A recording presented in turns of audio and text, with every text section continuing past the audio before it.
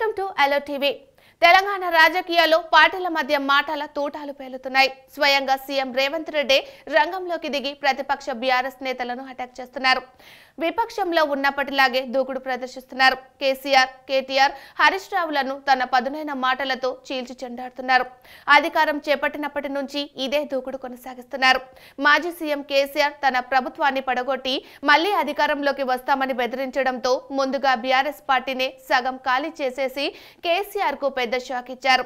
లోక్సభ ఎన్నికల్లో కూడా బీఆర్ఎస్ పార్టీని దెబ్బ కొడితేనే కేసీఆర్ ని కట్టడి చేయగలమని గ్రహించి దెబ్బతీసి ఫామ్ హౌస్ లో నుంచి బయటకు రాకుండా కట్టడి చేశారు.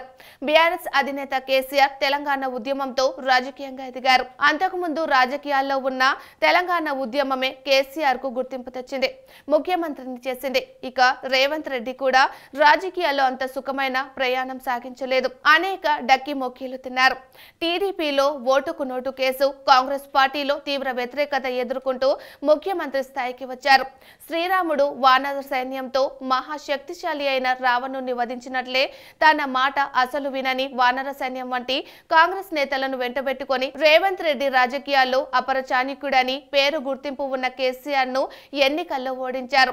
ఫామ్ హౌస్ కు పరిమితం చేశారు. కేసీఆర్ అంతటి వాడిని రేవంత్ రెడ్డి ఓడగొట్టారనే విషయం మరిచిన కేటీఆర్, హరీష్ రావు ఇద్దరు సీఎం రేవంత్ రెడ్డికి కొరకరాని కొయ్యలా తయారయ్యారు. మొప్పు తిప్పలు పెడుతున్నారు.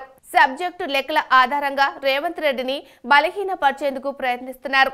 రేవంత్ రెడ్డికి కావాల్సింది కూడా అదే. లేకుంటే ప్రభుత్వం పరిష్కరించవలసిన సమస్యల జాబితా కొండంతా ఉంది. కేటీఆర్, హరీష్ రావులతో సీఎం రేవంత్ రెడ్డి, కాంగ్రెస్ మంత్రులు పోరాటాలు చేస్తూ ప్రజల దృష్టిని సమస్యలపై నుంచి మళ్లిస్తున్నారు. ఇక కేసీఆర్ ఫామ్ హౌస్ నుంచి బయటికి రాకపోయినా రేవంత్ రెడ్డి దూకుడు, వ్యూహాలను, వైఫల్యాలను నిశితంగానే గమనిస్తున్నారు. కవిత జైలు నుంచి బయటకు వచ్చేశాక కేసీఆర్ కూడా ఫామ్ హౌస్ నుంచి బయటకు వచ్చి రేవంత్ రెడ్డి దూకుడికి చెక్ పెడతారని తెలుస్తుంది. ఆ ప్రయత్నంలోనే కేసీఆర్ బీజేపీ పెద్దలతో తెర వెనుక రాయబారాలు నడుపుతున్నారని రేవంత్ రెడ్డి స్వయంగా ఆరోపిస్తున్నారు. అంటే కేసీఆర్ వలన ప్రమాదం పొంచి ఉందని రేవంత్ రెడ్డి కూడా గ్రహించినట్లు భావించవచ్చు. అందుకే కాంగ్రెస్ మంత్రులు కోరుకుంటున్న స్వేచ్ఛ, గౌరవం, ప్రాధాన్యత ఇస్తూ రేవంత్ రెడ్డి ఎవరూ పక్కచూపులు చూడకుండా జాగ్రత్త పడుతున్నారు. బీజేపీ, బీఆర్ఎస్ పార్టీలు చేతులు కలిపినా ఎదుర్కొనేలా రేవంత్ రెడ్డి వ్యూహ రచన చేస్తున్నారు. అయితే అది అంత ఈజీ కాదని నిపుణులు అంటున్నారు. అందుకే ఇద్దరు కలవకూడదని తరచూ కుమ్మక్కు ఆరోపణలు చేస్తున్నారు. ఒకవేళ కలిస్తే అప్పుడు ఏపీ సీఎం చంద్రబాబు నాయుడు సహకారం తీసుకోవాల్సి ఉంటుంది. ఈ విషయం కూడా రేవంత్ రెడ్డి చాలా ముందే పసిగట్టారని చెప్పవచ్చు.